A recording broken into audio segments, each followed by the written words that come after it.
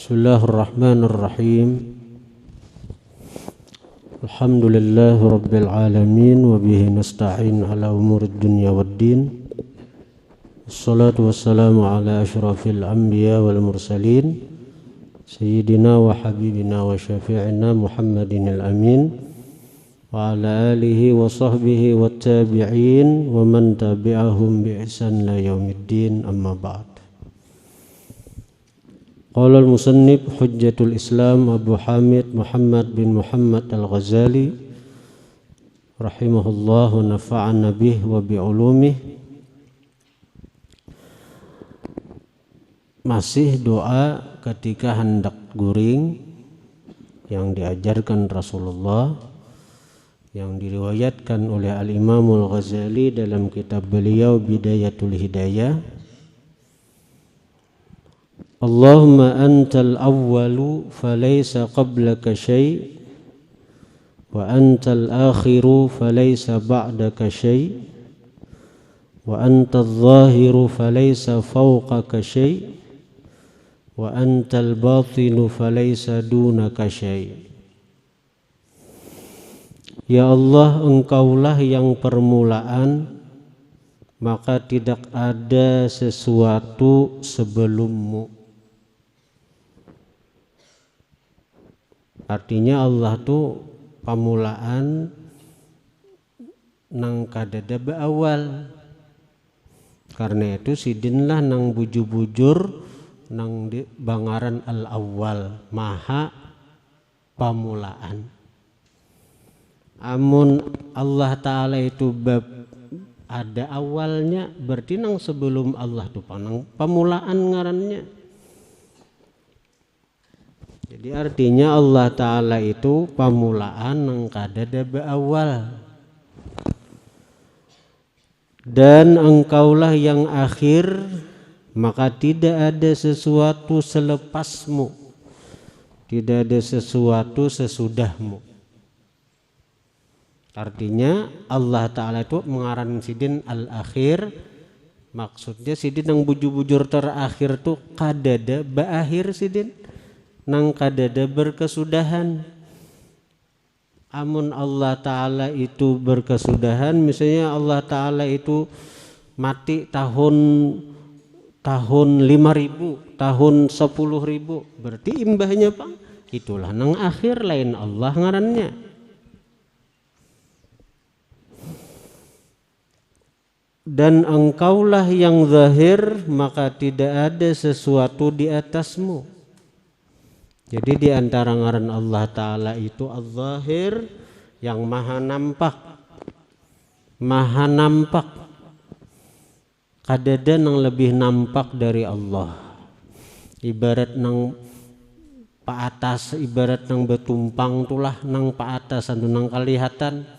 Nah Allah Ta'ala itu di atas segala-galanya. Di atas segala-galanya artinya apa? Di semuaan nang dia ciptakan, di semuaan nang dia ulah, di semuaan nang dia jadikan, di situ nampak Allah.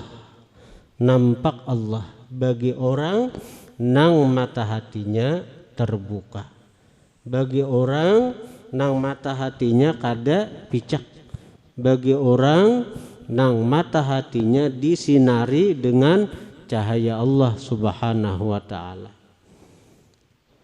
Allah Ta'ala maha nampak. Di mana nampaknya? Di alam semesta ini. Semuaan alam semesta ini menunjukkan keberadaan Allah. Napa nang kita lihat, napa nang kita dengar, semuaan menunjukkan kudrat iradatnya Allah. Melihat pohon, nampak pohon itu ada karena Allah baka hendak ada. Dan itu menunjukkan kepada iradat. Pohon itu ada, nampak kudrat Allah. Allah Ta'ala itu maha kuasa, sehingga dengan kuasa sidinlah pohon itu ada. Maka nampak di situ kudrat sidin. Kamu melihat nang apakah? Melihat iwak, melihat banyu, melihat manusia, melihat rumput, melihat awan, mendengar hujan turun. Semuaan kudrat iradatnya Allah Subhanahu wa ta'ala. Dan kesemuaan alam semesta ini menunjukkan kesempurnaan Allah Subhanahu wa ta'ala. Dalam Al-Quran itu sanurihim ayatina fil afaq wa fi anfusihim hatta yatabayyana lahum annahul haq. Selagi kami perlihatkan kepada mereka tanda-tanda wujud kami pada penjuru-penjuru alam. Pada penjuru-penjuru alam, kemana haja kita ma'itihi, kemana haja kita memandang, di situ nampak wujud Allah.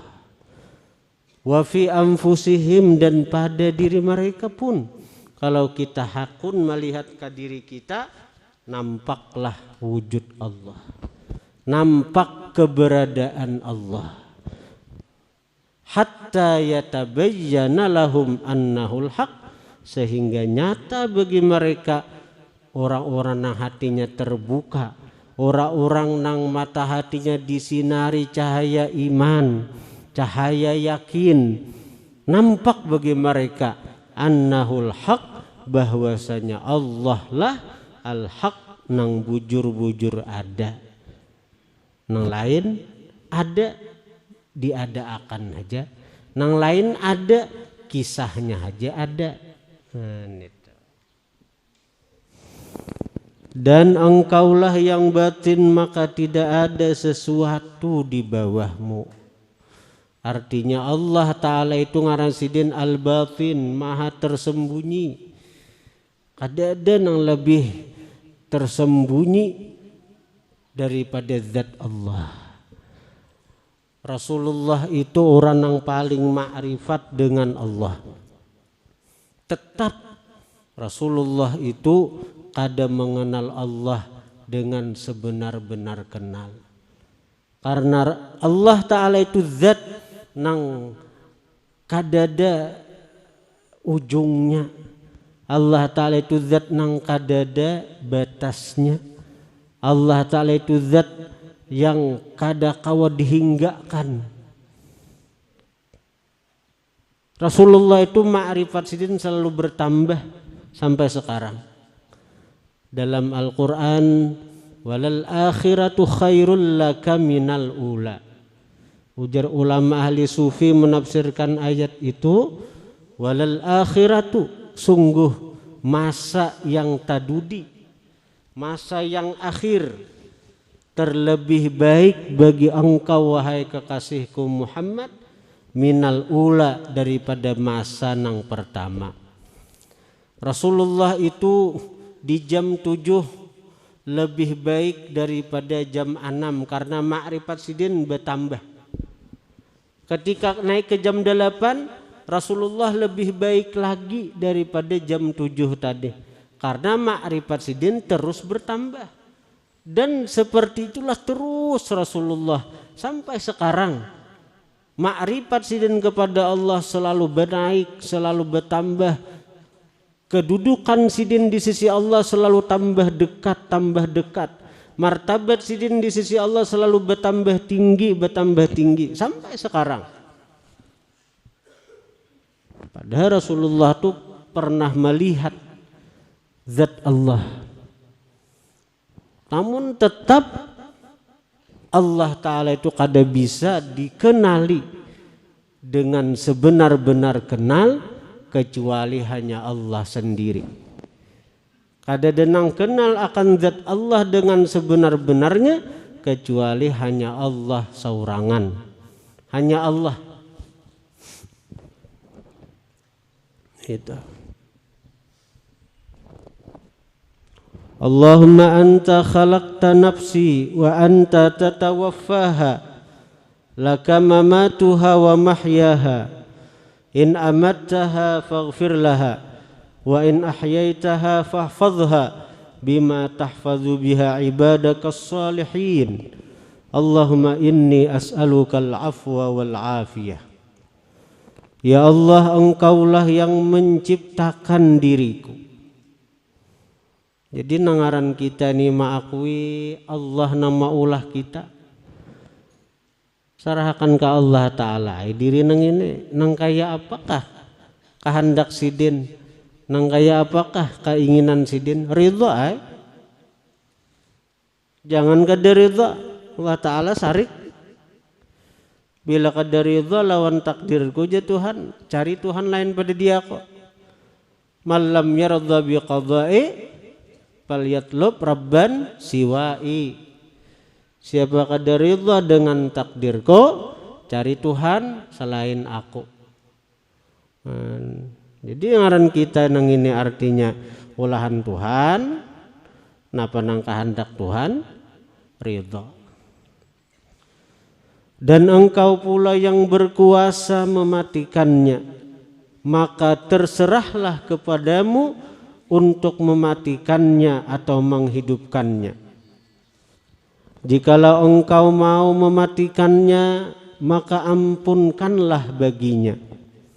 Dan jika Engkau mau menghidupkannya, maka peliharalah dia seperti Engkau memelihara hamba-hambamu yang saleh. Ya Allah, aku memohon akan Engkau akan kemaafan dan keafiatan. Nah, jadi di sini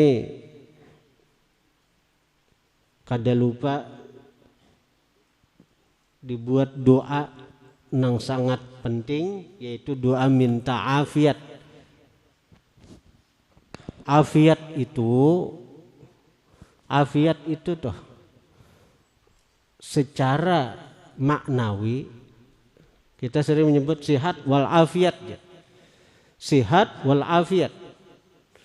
Kita hanya bisa menyebut sihat wal afiat. Apa itu afiat? Nah, secara maknawi, makna afiat ini bukan secara arti lah. Secara maknawi, afiat itu artinya adalah kita bisa menerima, kita bisa menyikapi takdir nang dikehendaki Tuhan, sehingga takdir itu bisa menyelamatkan, bisa meninggikan derajat kita di sisi Allah. Takdir ini tetap dengan sikap kita lawan takdir Tuhan itu, derajat kita bertinggi di sisi Allah. Itu afiat. Seperti Sayyidina Abu Bakar Siddiq, beliau minta afiat.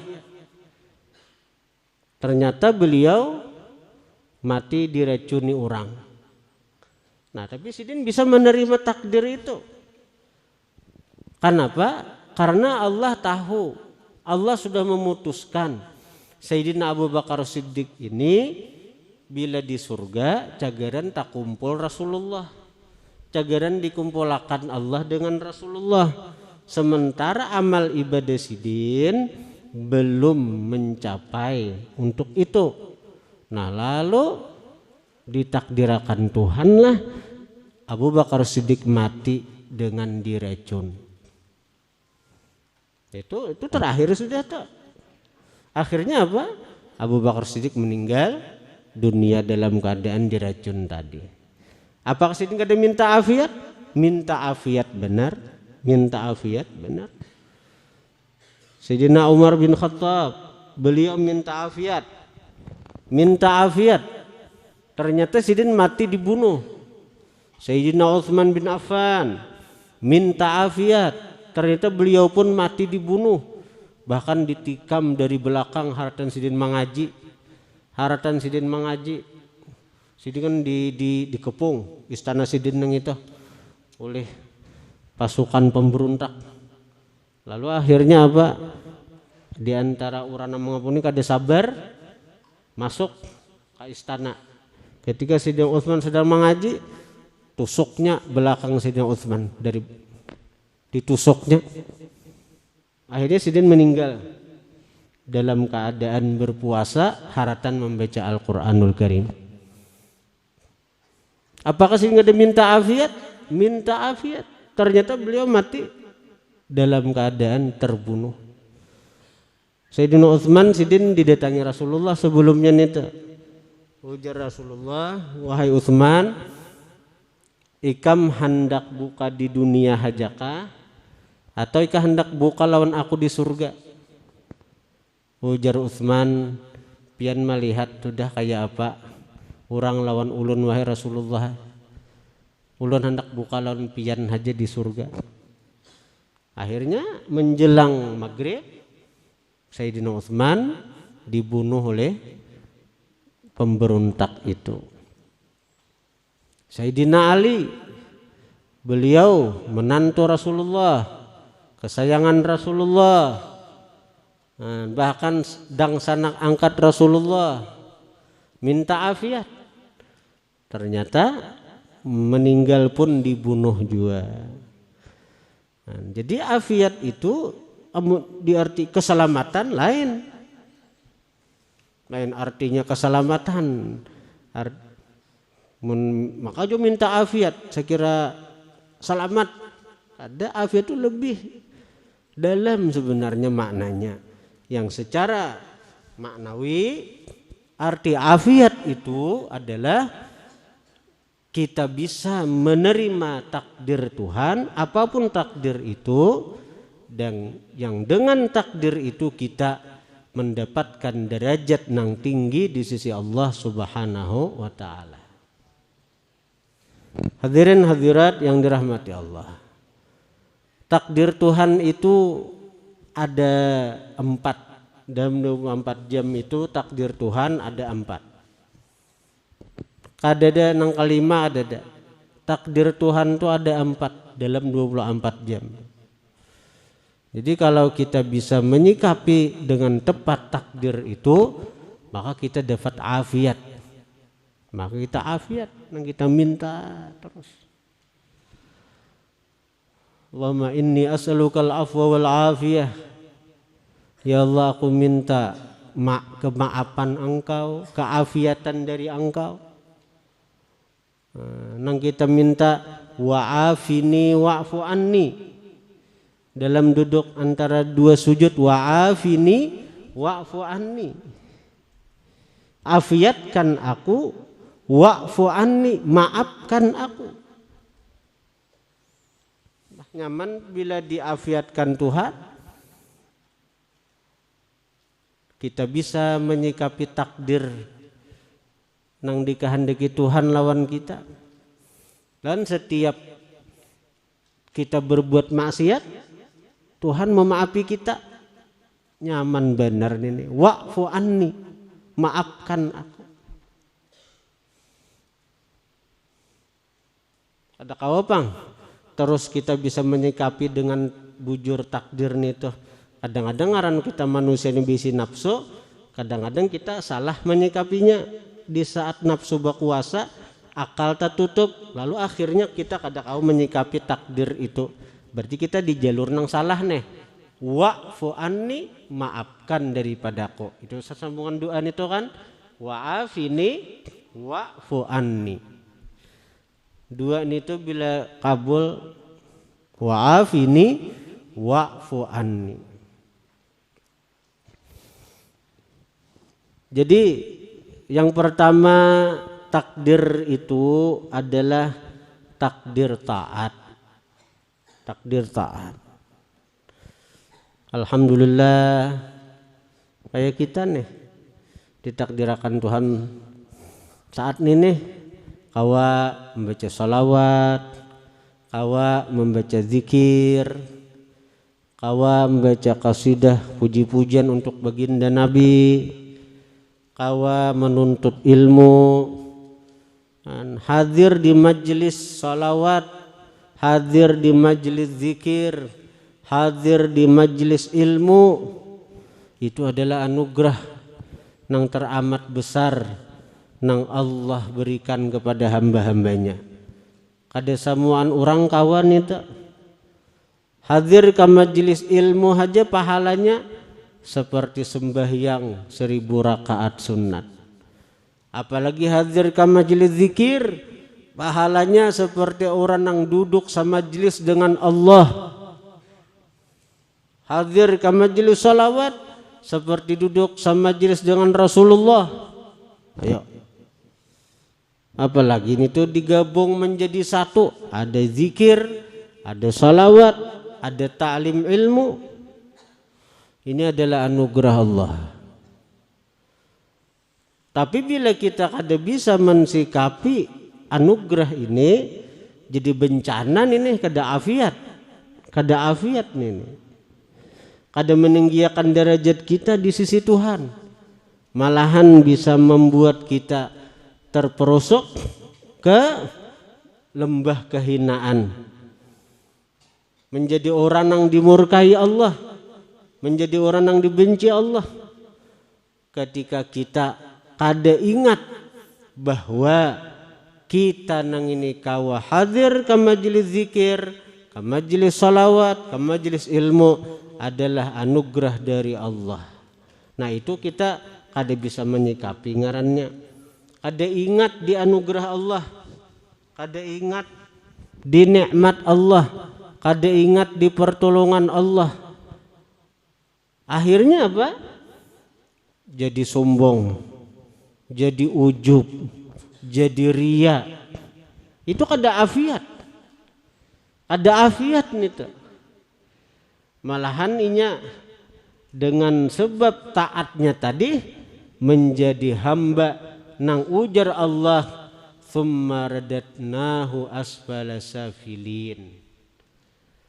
Dikembalikan ke paling rendah, orang-orang yang rendah. Nah, jadi kita harus bisa menyikapi takdir taat ini. Jangan sampai salah sikap. Kayak apa menyikapinya? Pandanglah bahwa kita kawa taat ini adalah semata-mata anugerah dari Allah Subhanahu wa ta'ala. Semata-mata anugerah daripada Allah. Bukan dengan kemampuan kita, bukan dengan daya upaya kita. Ini sikap nang bujur ngarannya, dan ini afiat ngarannya, afiat.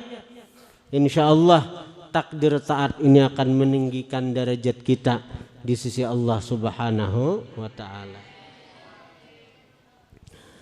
Yang kedua, takdir maksiat. Takdir maksiat. Ngaran kita manusia dan kita dicipta ada akal, ada nafsu. Maka kita memang dirancang oleh Tuhan kawa bisa menggawi maksiat. Ini memang sudah rancangan Tuhan. Rancangan Tuhan. Manusia kayak kita ini bisa menggawi dosa, bisa menggawi maksiat. Itu rancangan Tuhan sudah. Karena itu ngaran Tuhan ada Ghafur, Maha Pengampun. Jadi oleh karena itu ketika kita sadar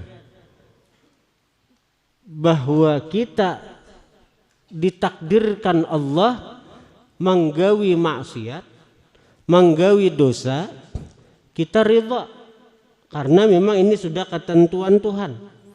Kayak aku ini tagawi maksiat, kayak aku ini tagawi dosa, kita ridha, kita ridha. Tapi sikap itu jangan sebatas ridha, kita tambahi lagi menyikapinya dengan apa?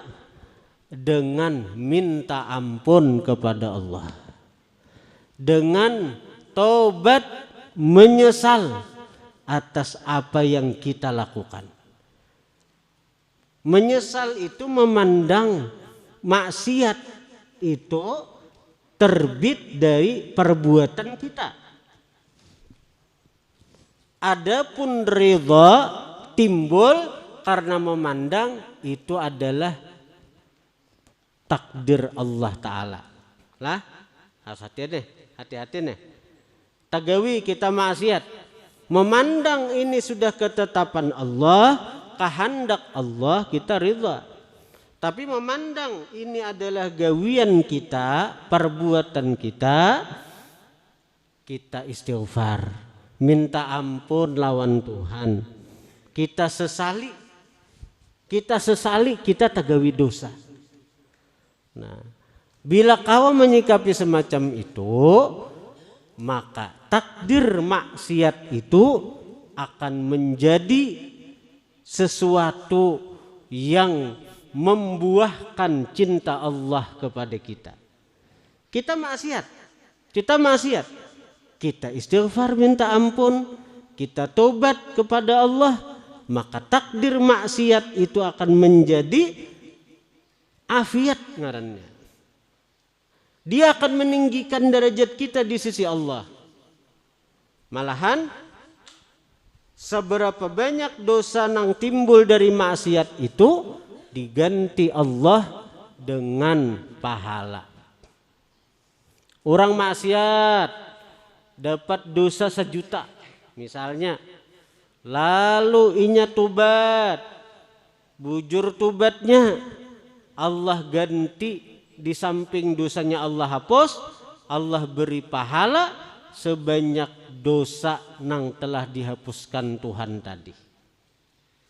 Orang berisi dosa sebanyak buih di lautan. Orang berisi dosa sebanyak pasir di gurun Sahara.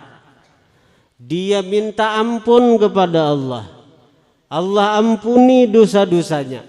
Maka Allah hapuskan dosa-dosa itu dan Allah gantikan pahala sebanyak dosa yang dihapuskan oleh Allah Ta'ala tadi. Nah, itu tak untung ada.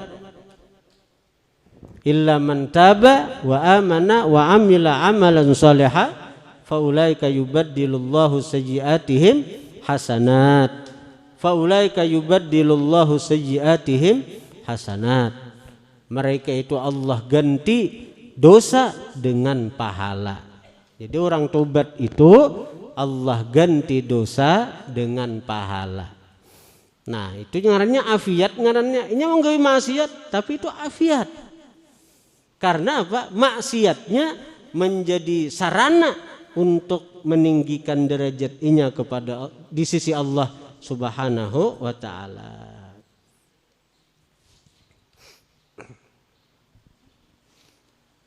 Yang kedua, yang ketiga, takdir sehat. Kita sehat, alhamdulillah. Kadeda garing, kadeda sakit, alhamdulillah. Takdir napa? Nikmat lah. Pertama taat, kedua napa tadi maksiat, ketiga nikmat. Takdir nikmat. Takdir nikmat. Nikmat itu nang nyaman-nyaman. Termasuk nikmat baharta, nikmat berduit, nikmat sehat. Yalah. Jadi orang-orang sugih diberi Tuhan harta, disikapinya dengan syukur, disikapinya dengan syukur kepada Allah atas nikmat harta nang dia beri lawan, nang Allah beri lawan dirinya. Termasuk nikmat sehat. Orang nang kadegering dah syukuri nikmat sehat itu. Dengan apa? Dengan banyak-banyak beribadat tampulo sehat. Rajini menuntut ilmu tampulo sehat. Banyaki bewirid tampulo sehat. Banyaki baca Quran tampulo sehat. Rancaki tulak ke majlis-majlis taklim tampulo sehat. Nah, ini orang yang bersyukur atas nikmat sehat. Nah, pangerang bila bersyukur atas nikmat sehat itu, karena suatu saat ketika nikmat sehat itu diambil Tuhan, dicabut Tuhan, Allah Ta'ala kada cagaran menghentikan anugerahnya kepada diri kita. Kita haratan sehat.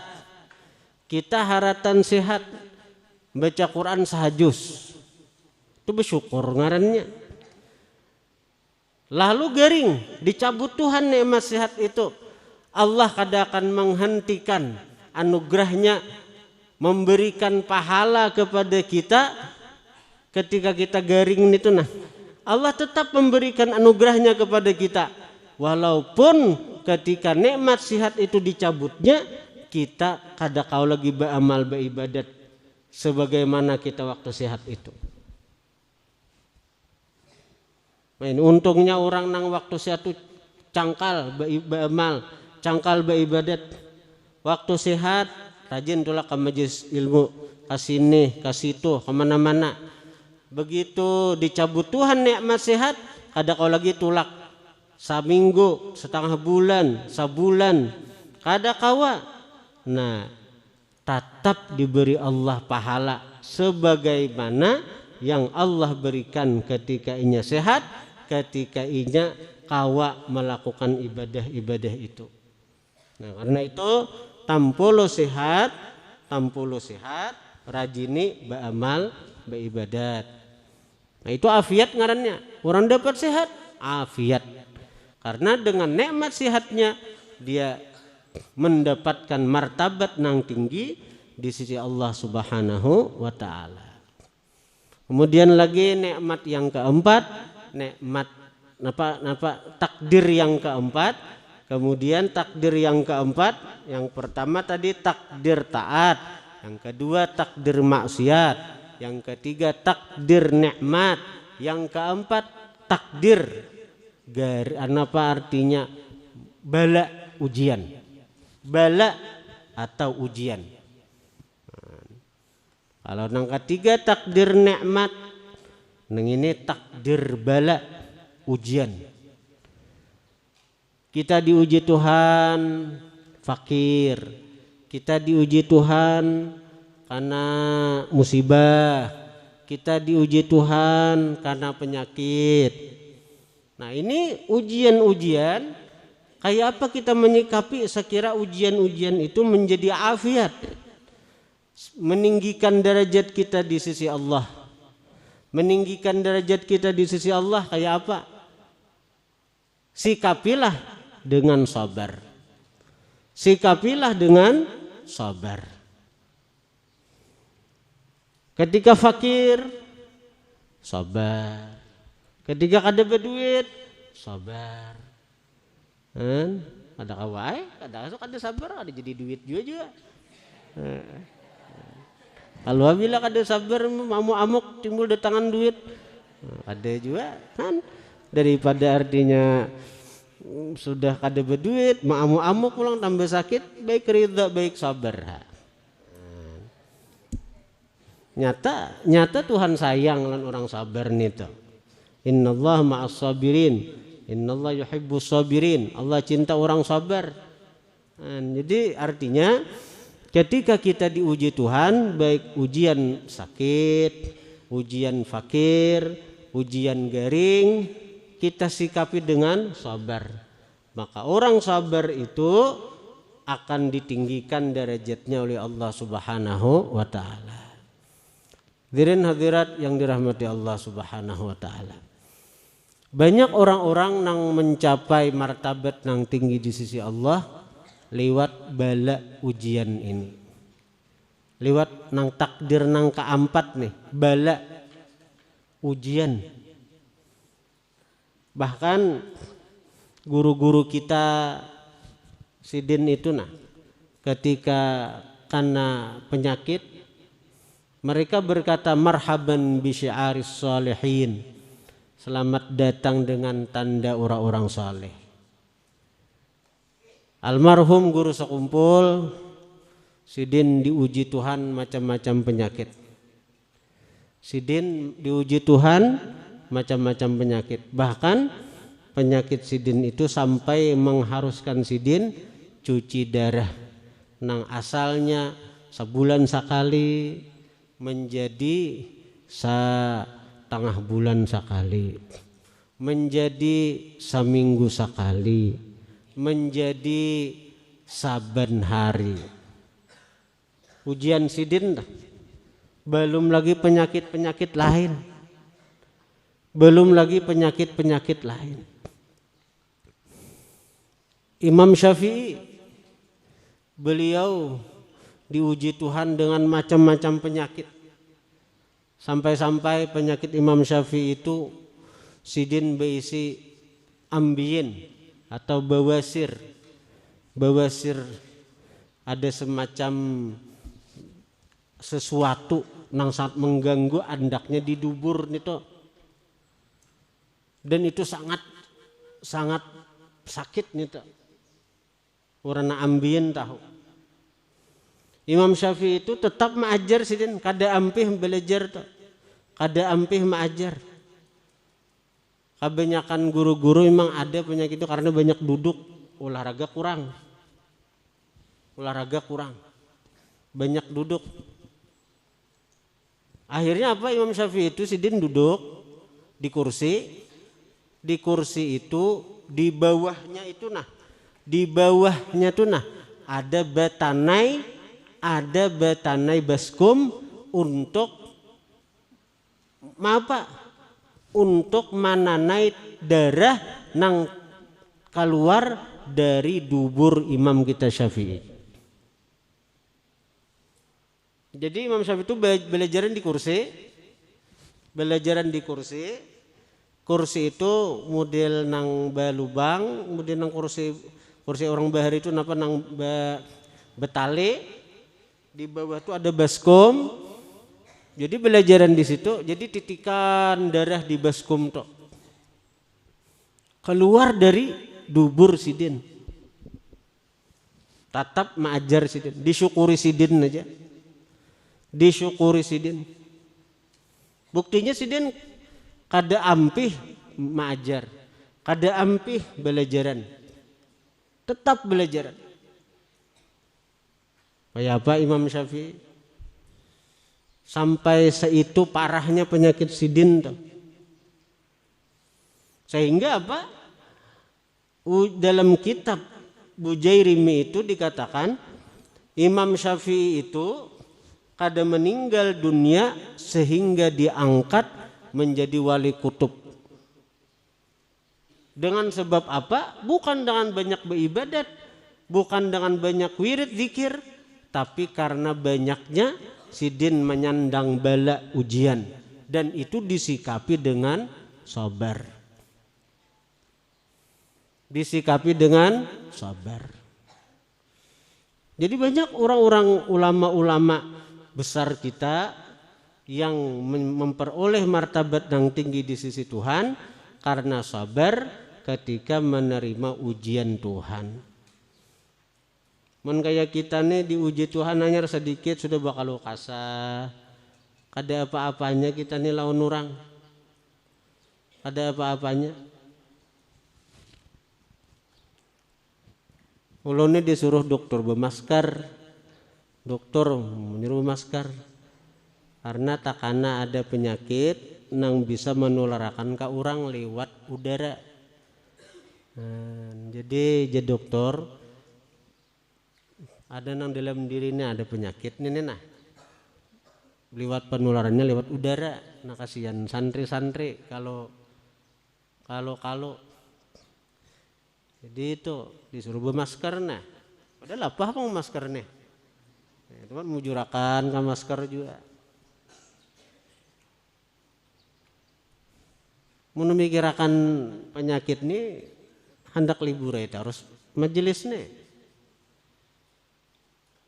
Hendak libur terus.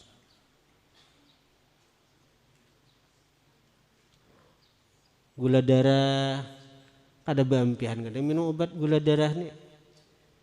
Kolesterol. Ambiyen ada juga, lo nih ambiyen ada juga. Bila takana kumat alih benar duduk tuh. Tapi kada separah Imam Syafi'i bang. Nang nyata duduk dahulu.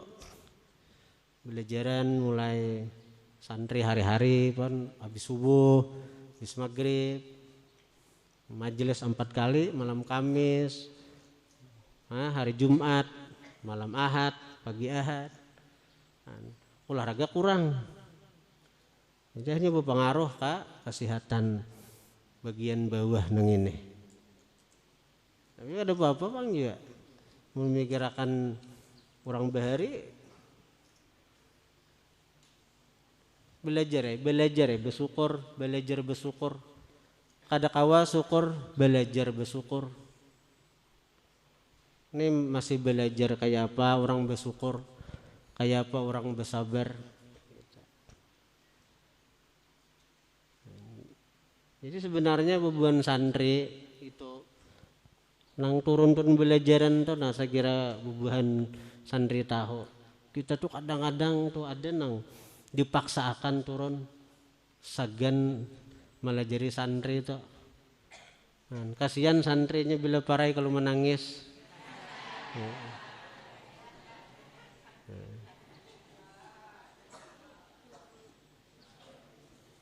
Maka santri kami ini rajinannya belajaran.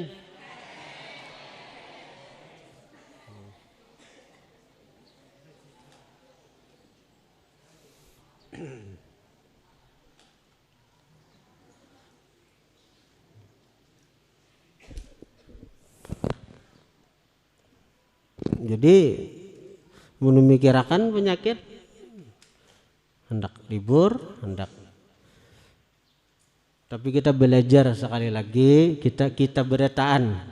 Ini ulun menasihati diri ulun seorang dan bubuhan pian beretaan. Mudah-mudahan kita ini kawa menjadi orang yang sabar dalam menyikapi musibah atau ujian Tuhan. Nah intinya afiat itu, intinya afiat nang sering kita minta. Allahumma inni as'alukal afwa wal afiyah. Allahumma yassir lana umurana ma'arrahah liqulubina wa abdanina wassalamah wal afiyah fi dinina wa dunyana wa afina wa'fu anna wa afina wa'fu anna. Kedua kita afiat. Apa afiat itu? Afiat itu bukan artinya keselamatan. Afiat itu artinya apa? Kita diberi Allah bisa menyikapi takdir yang telah Dia tetapkan, sehingga dengan takdir itu kita memperoleh martabat nang tinggi di sisi Allah. Takdir tadi ada 4. Takdir taat. Kita bisa menyikapi takdir taat itu dengan apa? Memandang ini anugerah Allah. Maka takdir taat itu akan meninggikan derajat kita kepada Allah, di sisi Allah. Kita ditakdirkan maksiat, kita sikapi dengan tobat, minta ampun kepada Allah.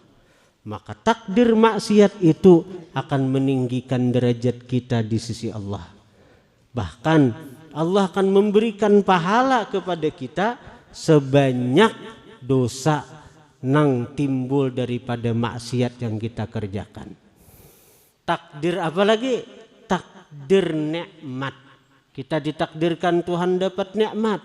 Nikmat sehat, nikmat baharta, nikmat dapat jabatan. Misalnya toh kita ditakdirkan Tuhan dapat macam-macam nikmat, kita sikapi dengan syukur. Maka orang yang bersyukur itu orang yang dicintai Tuhan, orang yang disayangi Tuhan. Maka dengan takdir nikmat yang kita sikapi dengan syukur itu, derajat kita pun akan ditinggikan Allah Subhanahu wa ta'ala. La in syakartum la azidannakum. Wala in kafartum inna adzabi lasyadid. Wa qalilun min ibadiyas syakur. Sedikit sekali dari hambaku yang bersyukur. Nah, jadi orang yang bersyukur tuh hamba-hamba pilihan. Sangat sedikit nang kawa bersyukur, nang bujur-bujur bersyukur. Karena itu kembali kita berharap kepada Allah agar kita diberi Allah taufik hidayah, agar kita bisa menjadi hamba yang bersyukur. Kemudian lagi yang keempat, takdir daripada Allah itu bala, ujian, musibah. Kita sikapi dengan sabar. Maka orang yang sabar ketika menerima bala, ujian, itu akan menjadi kekasih Allah, menjadi hamba yang dicintai Allah. Dosa-dosanya dihapuskan Allah. Kemudian martabatnya akan ditinggikan oleh Allah Subhanahu wa ta'ala. Orang yang kawa sabar itu akan diberi pahala kada tahitung. Innama yuwaffas sabiruna ajrahum bighairi hisab. Hanya saja dibayar orang-orang sabar itu pahalanya tanpa hitung, tanpa hitung. Jadi orang yang kawa sabar itu kada ada hitungannya pahalanya. Ada hitungannya pahalanya. Kita garing kada kau tahajud. Kita sabar ketika garing itu aja, pahalanya ganal pada tahajud. Rancak tahajud, kada kawa karena garing. Sabar ketika menerima garing itu nah, pahalanya ganal pada tahajud. Karena orang yang garing itu pahalanya kada dihitungannya.